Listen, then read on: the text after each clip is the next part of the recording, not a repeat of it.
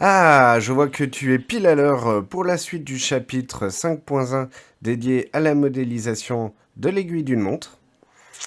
Donc, pour reprendre cet exercice, tu vas commencer dans ta panel, dans ton projet, d'ouvrir ta scène ayant les sketchs. Donc, pour ma part, c'est grande aiguille NVV9. Je vais double-cliquer dessus pour l'ouvrir.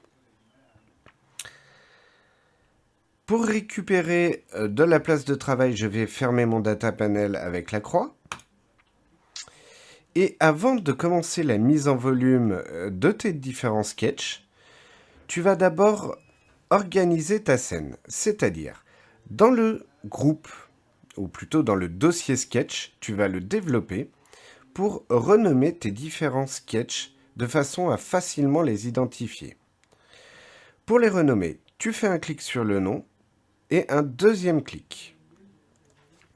Je vais l'appeler extrusion arrière. Entrée pour valider et je vais refaire cette opération pour tous les sketchs. Donc un clic puis un autre clic. Extrusion avant. Attention, lorsque vous faites vos deux clics, de ne pas les faire trop rapidement. Autrement, vous rentrez dans votre sketch. Il faut donc faire Stop Sketch en haut pour ressortir et retrouver l'ensemble de notre design. Donc, il faut bien faire un clic, attendre et un autre clic. Je vais l'appeler profil supérieur et crotte supérieure. Oula, je sais plus écrire supérieur. Voilà. Et le sketch 1, je vais le renommer en... J'ai fait un clic droit, edit, je fais stop sketch, double clic, profil, aiguille. Voilà. Il faut que dans votre browser, vous soyez parfaitement organisé, car il est très fréquent de devoir revenir dans un dessin ou dans un body, et donc il faut pouvoir rapidement l'identifier. Pour la mise en volume, puisque dans ce cours, vous allez voir la mise en volume de vos différents sketchs, actuellement avec l'outil extrusion. Donc, lorsqu'on crée un volume à partir de dessins, nos outils se trouvent dans le menu Create. Les outils principaux du menu Create sont Extrude, Revolve, Sweep, Loft. Ce sont les 4 outils les plus fréquemment utilisés pour créer un volume. Tu pourras aussi utiliser le Hole and Thread dans d'autres vidéos pour créer des trous et des pas de vis. Les box cylinders, sphères, torus, coils et pipes permettent de créer directement des volumes sans passer par la partie sketch. La partie pattern et mirror permettent de créer des duplications de faces ou de volumes. Ou encore le Thicken et le Boundary File vont te permettre de créer ou des épaisseurs ou des volumes à partir de deux objets. Donc, pour l'exercice présent, tu vas prendre l'extrude. Tu vas masquer les sketchs dont tu n'as pas besoin, c'est-à-dire le profil supérieur, l'extrusion avant, l'extrusion arrière. Et tu vas sélectionner le profil de ton aiguille. Lorsque tu travailles avec l'extrusion, tu as différents réglages. Le premier, le Start, détermine le point de départ de ton extrusion. Pour le voir, je vais déjà mettre une petite extrusion, voilà. Et je vais changer la partie Start en Offset Plane, par exemple. Nous voyons qu'une valeur est apparue à 0, 0. Je vais mettre une distance de 2 mm. Tu peux voir que ton objet s'est élevé par rapport à ton sol de 2 mm. Donc le start est le point de départ de l'extrusion. Il est possible de le créer par rapport à une distance ou par rapport à un objet. déjà existants. Pour l'exercice présent, je vais prendre Profile Plane seulement. Tu as ensuite la possibilité d'extruder dans une direction, dans deux directions avec des élévations de tailles différentes, ou encore en symétrie. Tu auras la même distance de part et d'autre de ton profil. Donc pour l'exercice, on est en one side. L'extend est la distance. Ici, nous l'avons réglé grâce à la flèche bleue ou grâce aux valeurs numériques. Il est possible aussi de lui demander une distance jusqu'à un autre objet existant. Par exemple, si un objet était ici, je le sélectionnerais, mon extrusion viendrait se coller à l'objet. Ou encore All. Cette option est plutôt utilisée dans le cas de cut, c'est-à-dire qu'on utilise l'extrusion pour enlever de la matière. Et dans ce cas-là, cette extrusion en cut traverserait l'ensemble des objets présents dans son orientation. Tu vas pouvoir le voir dans 2 secondes dans la suite de cet exercice. Donc ici, je vais revenir en distance et mettre une distance de 1 mm. Le taper angle permet de créer un angle au niveau de notre base de notre extrusion, ce qui crée un profil supérieur plus grand ou plus petit que notre base. Exemple, je vais mettre un angle de 40. Tu peux voir du coup un angle de 40 entre cette arête et ton sol.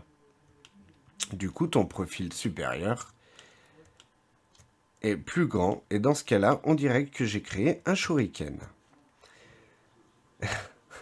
Donc, je vais revenir à un taper angle de 0 et je vais valider avec OK. Pour la suite, tu vas réafficher tes sketchs extrusion avant et extrusion arrière. Et extrusion arrière. Rectangle, nous allons enlever de la matière puisque ces rectangles, tu les as fait passer par des points qui sont situés au centre de ta forme. Pour enlever de la matière, je vais retourner dans Create, dans Extrude. Je vais sélectionner mon rectangle avant, lui mettre une distance quelconque, plus grande que mon objet, et tu peux voir qu'une partie de l'objet a été supprimée, que ton cube est rouge, cela veut dire qu'il s'est mis automatiquement en opération d'extrusion, ici, en cut. Lorsque tu fais une extrusion, tu peux avoir plusieurs opérations ou différentes opérations. Tu peux joindre, et dans ce cas-là, ton cube et ton aiguille vont faire qu'un seul objet, qu'un seul body. Tu peux cutter, ce que l'on va utiliser dans l'exercice pour enlever de la matière. Tu peux encore choisir intersection, et du coup, tu garderas que la partie commune à ton rectangle et à ton aiguille. Ici, cette partie-là. Ou encore avoir un new body. Dans ce cas-là, ton rectangle sera un objet et ton aiguille un autre objet. Aucun des objets n'est modifié. Ou encore un component. Le component, tu pourras le voir dans le chapitre sur les assemblages. Donc dans cet exercice, tu as besoin d'une opération cut. Mon objet est bien complètement coupé, donc je vais faire OK. Je vais réeffectuer la même opération sur l'arrière avec ton rectangle extrusion arrière. Donc, Create, Extrude, sélection de notre profil, choix de la distance. Je suis en rouge, donc je suis bien en cut, je valide. Tu peux observer des nouvelles faces sur la partie gauche de ton aiguille. Or, ta partie droite est toujours comme avant. Alors, tu ne vas pas recréer des plans, recréer un sketch, refaire des extrusions. Tu as un outil dans Create qui va te permettre de dupliquer ces faces. Cet outil, c'est l'outil miroir. L'outil pattern permettra aussi de le faire, mais tu pourras le voir dans le chapitre 6.2 sur l'engrenage et la mise en volume. Donc tu vas sélectionner ton miroir, sélectionner les faces que tu veux dupliquer, et ici dans Mirror, tu vas sélectionner le Select au niveau du Mirror Plane. Ceci va déterminer par rapport à quel axe il doit faire un miroir. Si tu n'as pas tes origines, viens afficher ou désafficher tes origines dans ton browser. Tu vas sélectionner ce plan sur l'axe Z et tu vois à ce moment-là l'intérêt de créer son sketch par rapport à ces lignes. Cela nous permet d'avoir tout de suite des plans de construction des axes sur notre objet sans avoir besoin d'en recréer. Donc j'ai sélectionné ce plan qui définit le milieu en fin de compte de ton aiguille. Je fais OK et tu peux observer l'apparition de ces deux faces. Nous avons la forme globale de notre aiguille. Tu vas pouvoir maintenant créer le trou pour l'axe de rotation de ton aiguille, puis tu créeras aussi des chanfreins et des filets pour affiner ta forme. Donc pour créer le trou, il serait possible de créer un sketch avec un cercle au niveau du sol et créer une extrusion. Mais Fusion nous donne un outil qui s'appelle Hole qui nous permet très rapidement de créer des trous. Donc, dans le menu Create, tu vas prendre l'outil Hole. Or, le Hole se fait par rapport à des points ou des faces. Je veux un axe qui traverse verticalement mon aiguille, ce qui peut être un peu difficile. Tu as un élément qui va t'y aider, qui est le sketch de ton profil supérieur. Ce profil étant bien aligné dans la verticalité et ayant un point pile au niveau de ton sommet, tu peux te servir de ce sketch pour créer ton hole. Je vais sélectionner du coup ce point. Je vois que mon hole se fait bien verticalement, sans angle. Donc nous sommes très bien. Tu peux ensuite régler sa profondeur de perçage. C'est-à-dire que si je me mets comme ceci, je ne suis pas percé au niveau de mon fond. Hop. Le perçage s'arrête dans ma pièce. Je peux tirer pour qu'il traverse intégralement ma pièce. Je peux choisir mon type de hole simple avec un rebord. Dans ce cas-là, d'autres réglages vont apparaître qui sont la hauteur du rebord, hop, le diamètre du rebord et le diamètre de ton trou. Hop, par exemple 1 mm avec 1 mm 20 de rebord et le trou. Je vais le descendre, hop,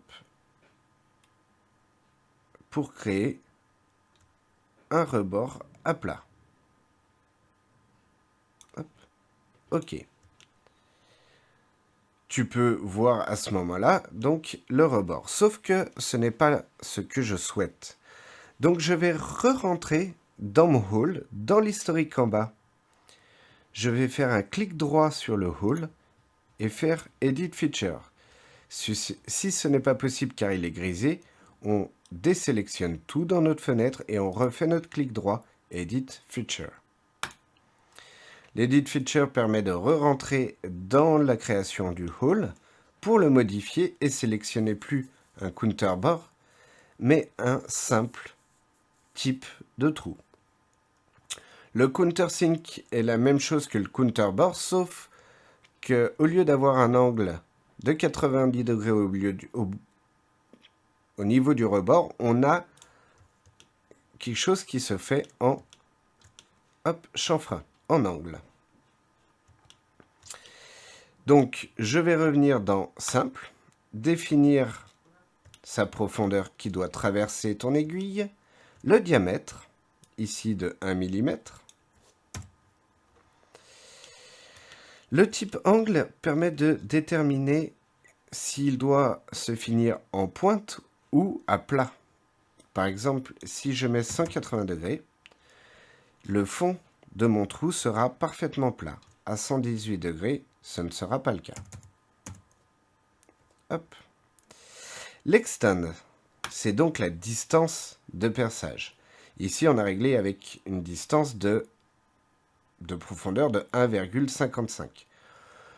Tu peux aussi déterminer à partir jusqu'à quelle face, donc la face de cet objet ou la face d'un autre objet, ou de tout traverser dans son alignement. Si par hasard, lorsque tu actives ton hole, tu ne vois rien, comme ici, et que tu as une alerte en bas à droite qui s'affiche, No target body found to cut intersect, c'est-à-dire qu'il ne trouve pas de body à percer, tu viens dans ton flip direction pour orienter cette flèche vers le bas. Tu peux ensuite faire OK. Tu vas maintenant un peu lisser tout ceci, lui faire en sorte qu'il y ait des arêtes moins violentes, par exemple à ce niveau-là. Et tu vas créer pour l'insertion de ton axe ici et en dessous ce qu'on appelle un chanfrein. Pour créer un chanfrein, nous allons aller dans le menu Modify. Le menu Modify permet d'avoir tous les outils qui ne permettent pas de créer un volume mais de le modifier. Ici, je vais utiliser le chamfer. Dans le chamfer, je vais commencer par sélectionner les différentes arêtes sur lesquelles doit s'appliquer mon chanfrein. Celle-ci est celle du trou inférieur. Je vais ensuite régler sa distance de chanfrein, 0,05.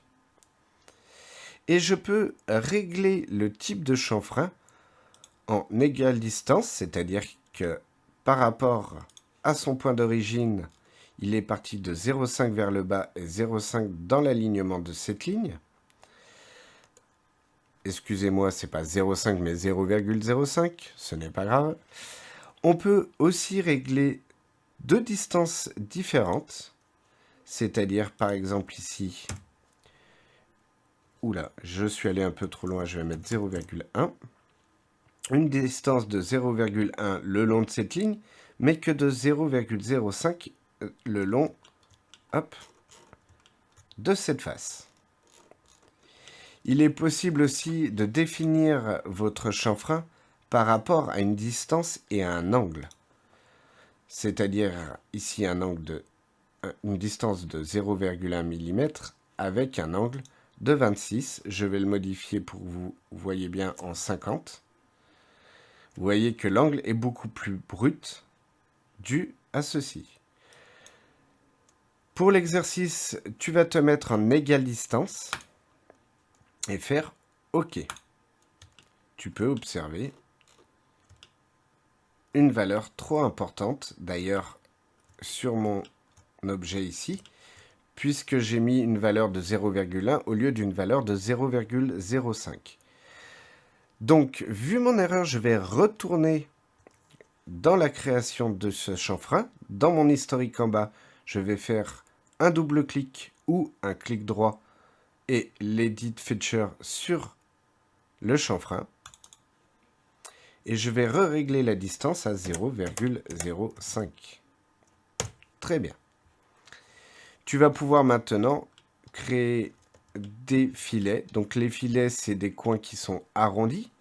Donc on va arrondir toutes ces lignes ci présentes. Oups, pas cette face, ces lignes. Il y a deux types de chanfreins dans Modify. Excusez-moi, pas de chanfrein, mais de filet. Le filet par rapport à une arête et le filet par rapport à une face.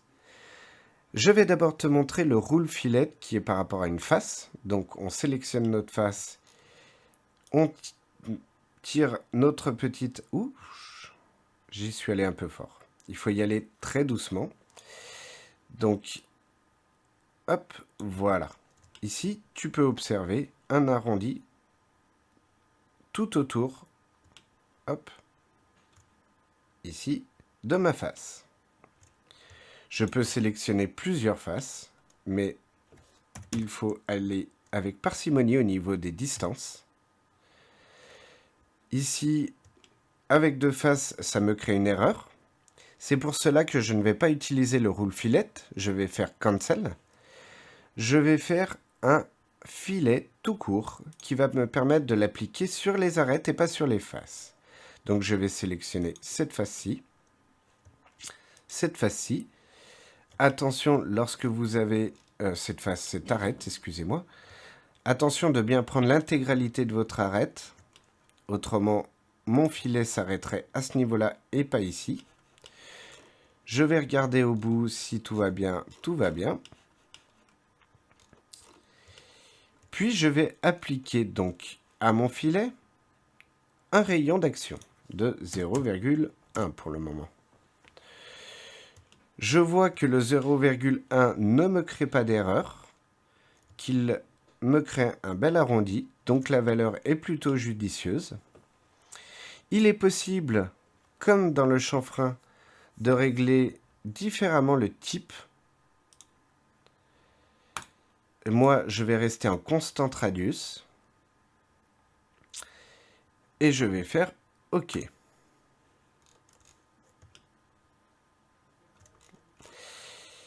Tu vas réappliquer un deuxième chanfrein sur hop, les arêtes ici à l'extérieur.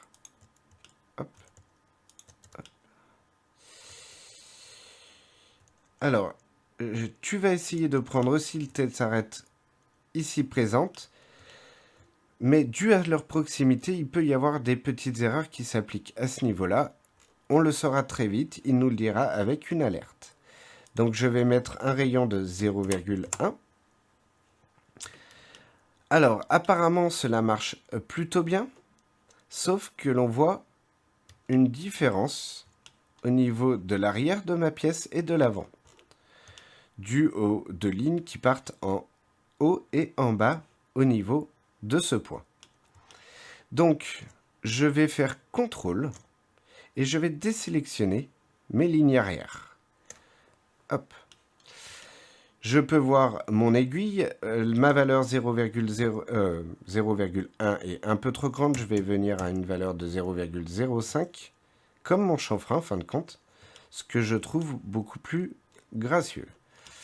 Je vais valider et réappliquer un énième, ou plutôt un dernier filet sur ma ligne arrière.